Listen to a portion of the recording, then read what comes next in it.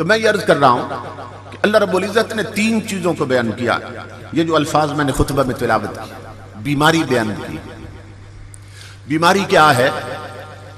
فرمایا ام علی قلوب اقفالها، دلوں کو تالے لگ گئے.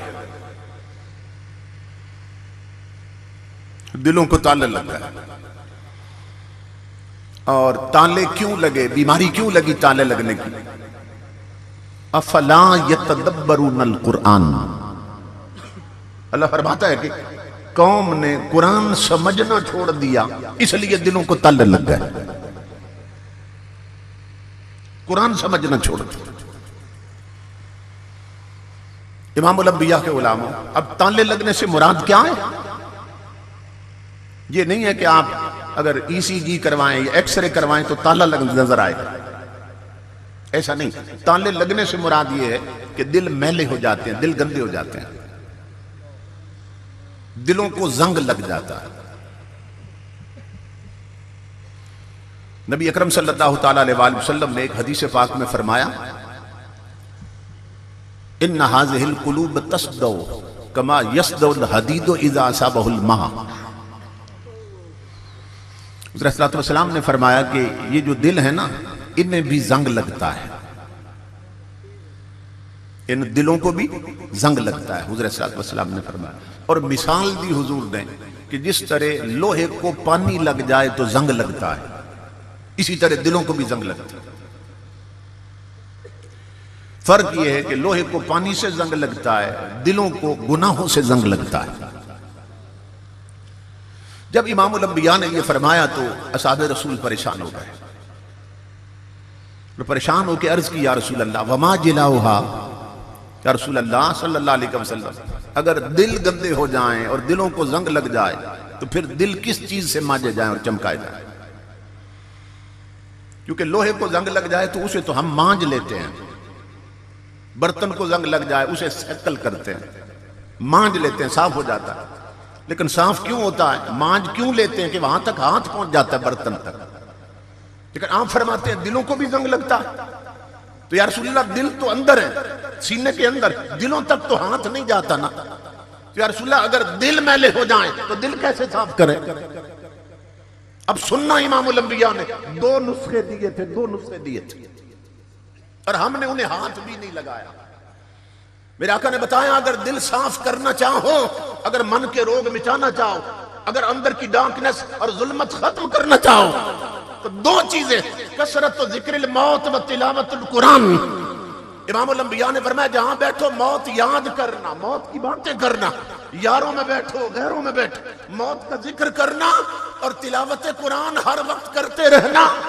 قرآن کی قوت بتا دی کہ جہاں تمہارا ہاتھ نہ پہنچے وہاں میرا قرآن پہنچ جاتا ہے. یہ قرآن کی طاقت بتا دی، جہاں ہاتھ نہ پہنچے وہاں مصطفیٰ کا قرآن پہنچ جاتا ہے. فرمایا قرآن پڑھتے جاؤ گے دل دلتے چلے جائیں گے، من مانجے جائیں گے، اندر صاف ہو جائیں گے. کیا تلاوت قرآن سے.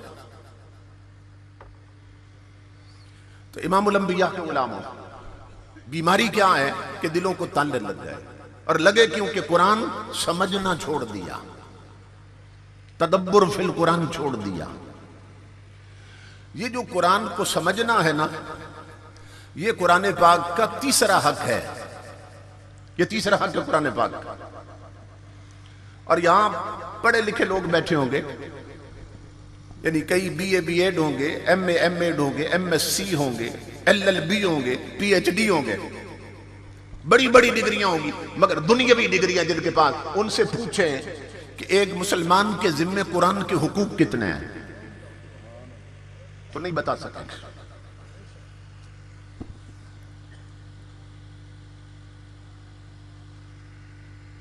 یعنی ہماری اکثریت اور میجارٹی ابھی تک یہ بھی نہ جان سکی کہ ایک مسلمان کے ذمہ قرآن کے حقوق کتنے ہیں.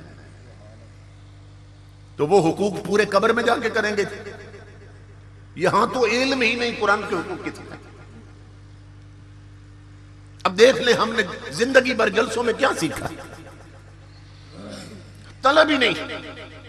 طلب ہو تو بندے کو علم آتا ہے. امام الانبیاء کے غلاموں، تو حضرت صلی اللہ علیہ وسلم نے فرمایا ان دلوں کو بھی زنگ لگتا ہے، دل بھی میلے ہو جاتے ہیں، اور دلوں کو جب زنگ لگتا ہے اس کی پھر علامتیں ظاہر ہوتی ہیں معاشرے میں۔ دیکھو نا، اگر کسی کو جنڈس ہو جائے، یرکان ہو جائے، اس کی علامت کیا ہوتی ہے؟ اس کی آنکھیں پیلی ہو جاتی ہیں۔ تو جس کی آنکھیں پیلی ہو جائیں، جو بھی دیکھتے کہتے تجھے تو یرکان لگتا ہے، ایسے لگتا ہے یرکان ہو گیا۔ اور کسی سے ہاتھ ملاؤ تو اس کا معمول سے اگر ٹیمپریچر زیادہ ہو، جسم کی حرارت اور تپش، تو کہتے ہیں یار ایسے لگتا ہے تجھے تو بخار ہے۔ تو علامت ہے نا بخار کی بھی، اس سے پتہ چلتا ہے۔ اور اسی طرح علامت ہے جنڈس کی، یرکان کی، اس سے پتہ چلتا ہے۔ ہر شے علامت ایک دکھاتی ہے اپنی، اس سے پتہ چلتا ہے کہ یہ شے ہے۔ اللہ رب العزت فرما رہا ہے کہ جو قوم قرآن سمجھنا چھوڑ دے اس کے دل کو تالے لگ جاتے ہیں، اور جب تالے لگ جائیں تو پھر معاشرے کی حالت کیا ہوتی ہے؟ کون سی علامتیں ظاہر ہوتی ہیں اس معاشرے میں؟ یہ سنو غور سے، امام الانبیاء کے غلاموں، جس قوم کے دلوں کو تالے لگ جائیں ان کی بہو بیٹیوں کے سر سے شرم و حیا کے دوپٹے اتر جاتے ہیں۔ جس قوم کے دلوں کو تالے لگ جائیں اس قوم کے گھروں کی الماری میں قرآن بند رکھا ہوتا ہے اور ٹی وی سامنے میز پہ سجا ہوتا ہے۔ جسے چھپانا تھا اسے سامنے رکھا ہے، جسے سامنے رکھنا تھا اسے چھپا دیا۔ جس قوم کے دلوں کو تالے لگ جائیں اس قوم کے بوڑھے بوڑھے لوگ اڈوں اور ہوٹلوں پہ بیٹھ کر بدبخت تاش کی بازی نہیں چھوڑتے، رب کی نمازیں چھوڑ دیتے ہیں۔ جس قوم کے دلوں کو تالے لگ جائیں اس قوم کی عورتیں، گھروں کی مائیں بہنیں بیٹیاں بدبخت ٹی وی پر ڈرامے کی قسط نہیں چھوڑتی، رب کی نمازیں چھوڑ دیتی ہیں۔ جس قوم کے دلوں کو تالے لگ جائیں یہ علامت ہے کہ اس قوم کے جوان کرکٹ میچ کے لیے جمعے کی نمازیں چھوڑ دیتے ہیں، مگر کرکٹ میچ نہیں چھوڑتے۔ جس قوم کے دلوں کو تالے لگ جائیں اس قوم کے گھروں کی بیٹیاں اور بہویں وہ بن سنور کر میک اپ کر کے سرخی پاؤڈر لگا کر بازاروں میں ننگی پھرتی ہیں۔ جس قوم کے دلوں کو تالے لگ جائیں اس قوم کے دودھ بیچنے والے پانی ملاتے ہیں۔ جس قوم کے دلوں کو تالے لگ جائیں اس قوم کے دکاندار تولتے ہوئے ترازو میں ڈنڈی مارتے ہیں۔ جس قوم کے دلوں کو تالے لگ جائیں وہ بھائیوں کے حق چھینتے ہیں، ان کی زمینیں دبا لیتے ہیں۔ جس قوم کے دلوں کو تالے لگ جائیں اس قوم کے بچوں کی شادیوں پر گھروں میں ڈیک پر کنجریوں اور طوائفوں کے گانے چلتے ہیں۔ جس قوم کے دلوں کو تالے لگ جائیں اس قوم کی بہو بیٹیاں ڈھولکی کی تھاپ پر شادیوں میں گانے گاتی ہیں۔ جس قوم کے دلوں کو تالے لگ جائیں اس قوم کے افسر حرام خور ہو جاتے ہیں، اس قوم کے تاجر بددیانت ہو جاتے ہیں۔ جس قوم کے دلوں کو تالے لگ جائیں اس قوم کے حکمران رب اور رسول کے غدار ہوتے ہیں۔ یہ علامت ہے کہ تالے لگ گئے، کہ سب علامتیں ہیں بیماریاں کے اندر تالے لگے۔ امام الانبیاء کے غلاموں، ہم سب ایک لفظ بولتے ہیں مگر توجہ نہیں کرتے۔ اکثر کہتے ہیں قرآن حکیم میں یہ لکھا ہے، قرآن حکیم یہ کہتا ہے۔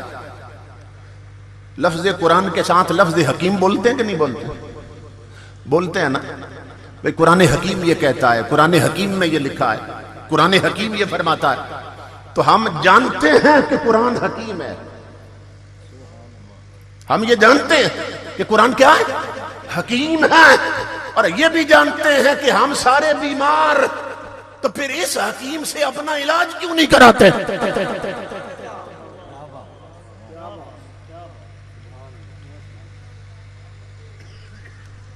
مانتے ہیں قرآن حکیم ہے، جانتے ہیں ہم سارے بیمار، تو اس حکیم سے اپنا علاج کیوں نہیں کراتے؟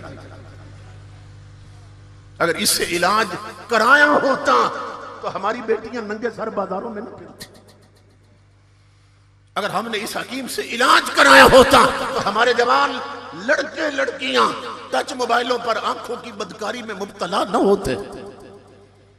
اگر ہم نے اس حکیم سے علاج کروایا ہوتا تو ہمارے جوانوں کی جیب میں سورہ یاسین ہوتی, ہاتھوں میں رومانٹک ناول نہ ہوتے. اگر ہم نے اس حکیم سے علاج کروایا ہوتا ہماری بہو بیٹیوں کے ہاتھ میں اخبار جہاں نہ ہوتی, سیرت عائشہ اور فاطمہ کی کتابیں ہوتی. مگر ہم نے اس حکیم سے علاج نہیں کروایا. اسے لپیٹ کر, اس کا بڑا حق یہ سمجھا کہ اسے قیمتی غلاف میں لپیٹ کر اونچی جگہ پہ رکھ دیا, اور اتنا اونچا رکھا کہ اس سے واسطہ جو کوئی نہیں رہا, بہت اونچا رکھ دیا, اس سے تعلق جو کوئی نہیں رہا. امام الانبیاء نے ایک حدیث پاک میں قرب قیامت کی 72 علامتیں بیان کی ہیں. ایک حدیث میں 72 علامتیں, اور اس ایک حدیث پر 4 مہینے تک میرا خطاب چلتا رہا اللہ کے فضل سے. یعنی اس ایک حدیث پر 16 گھنٹے خطاب ہوا ہے.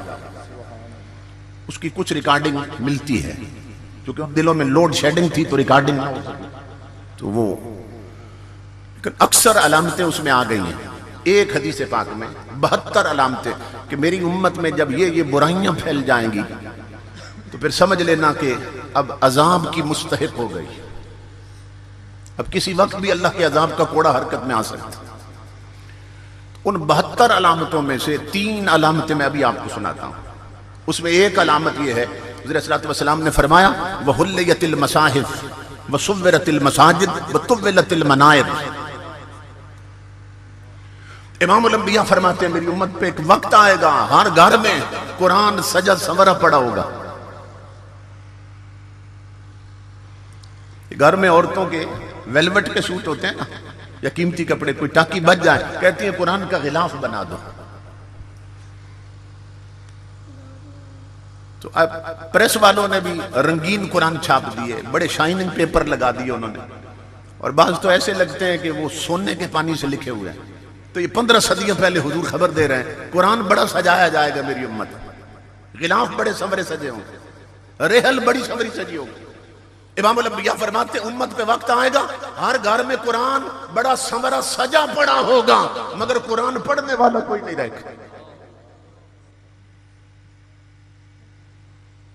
میری ماں بہنوں بیٹیوں کتنے گھر ہیں کہ جہاں کے افراد صبح اٹھ کے اللہ کے قرآن کی تلاوت کرتے ہیں.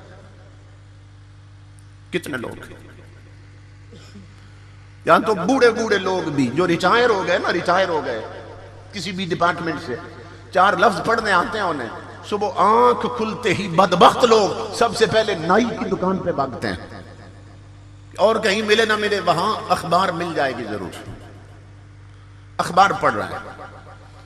صبح آنکھ کھلتے ہی سب سے پہلے ٹی وی آن کریں گے, ملک میں کیا خبر, انہیں نئی نئی خبروں کی طلب ہے, نئی نئی خبروں کی طلب. آواز آ رہی ہے آسمانوں سے, او نادان, اگر خبروں کی طلب تھی تو وہ اخبار کیوں پڑھتا ہے, وہ ٹی وی کیوں سنتا ہے جو صرف ایک ہفتے یا ایک دن کی خبر دیتا ہے. اگر خبروں کی طلب ہے تو مصطفیٰ کے سینے میں اترا ہوا وہ قرآن پڑھ جو آدم سے لے کر قیامت تک کی خبریں دے رہا ہے. اگر خبروں کی طلب ہے قرآن پڑھ.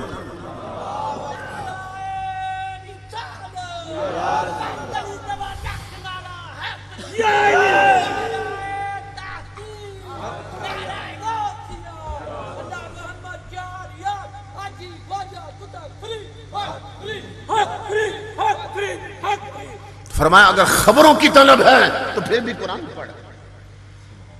قرآن تمہیں بتائے گا قومیں گرتی کیسے ہیں اور گر کے پھر اٹھتی کیسے ہیں. قرآن تمہیں قوموں کے عروج و زوال کی خبر دے گا. قرآن بتائے گا کہ قومیں غلام کیسی بنتی ہیں قوموں کی, اور پھر اٹھ کے امام کیسے بنتی ہیں. قرآن تمہیں بندوں کی خبر بھی دے گا, قرآن تمہیں مولا کی خبر بھی دے گا, قرآن تمہیں دنیا کی خبر بھی دے گا, قرآن تمہیں عقبہ کی خبر بھی دے گا. قرآن خدا شناس بھی بناتا ہے اور قرآن خود شناس بھی بناتا ہے. تو امام الانبیاء نے فرمایا ہر گھر میں قرآن بڑا سمرا پڑا ہوگا, سجا پڑا ہوگا, مگر اسے پڑھنے والا کوئی نہیں ہوگا. اور قرآن ہمیں کب یاد آتا ہے؟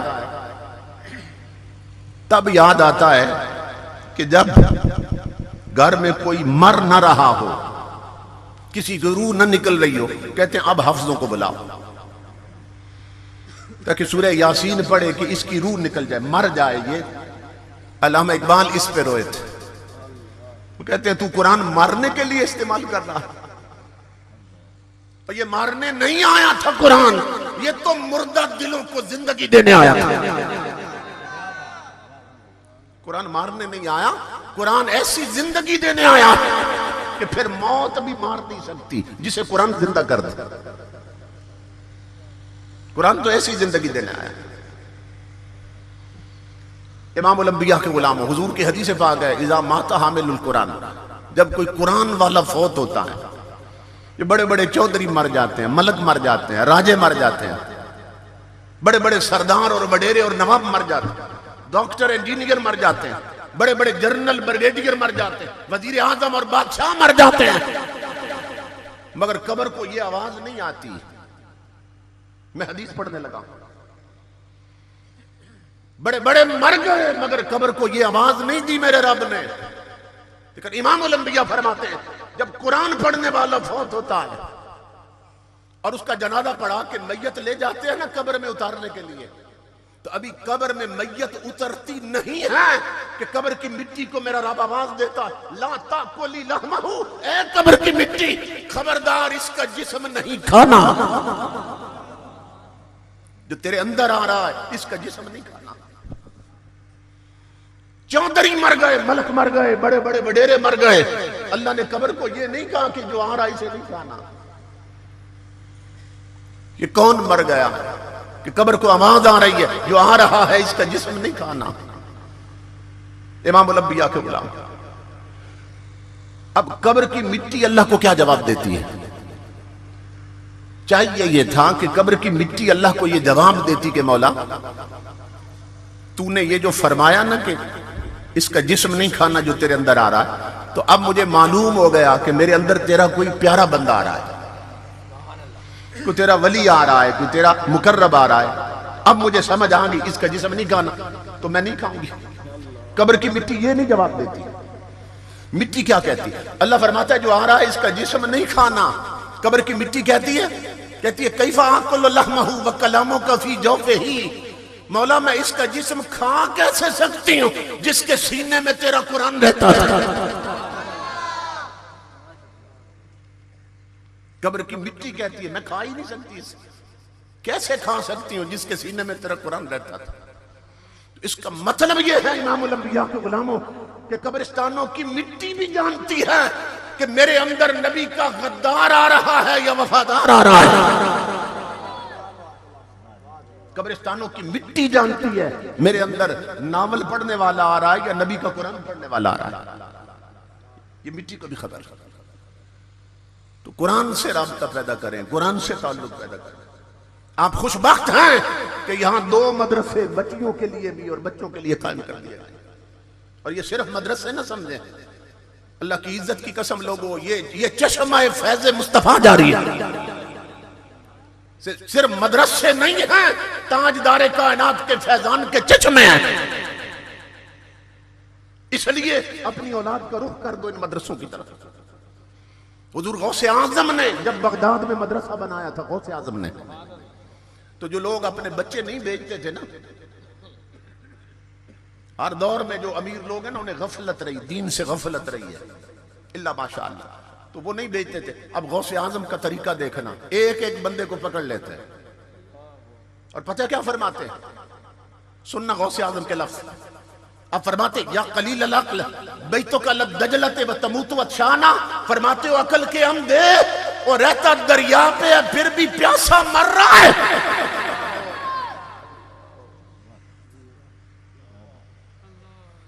کہ یہاں میرے مدرسے کی شکل میں چشمہ فیض مصطفیٰ جاری ہے اور تیرا کاسا پھر بھی خالی ہے، دریا پہ رہ کے بھی پیاسا مر رہا ہے۔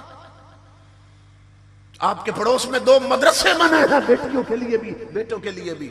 اگر آپ کے بچوں کے سینے اور دل نور قرآن سے منور نہ ہو سکے اور سینے بجھے رہے تو آپ سے بڑا بدنصیب کون ہے؟ دریا پہ رہ کے پیاسے مر گئے.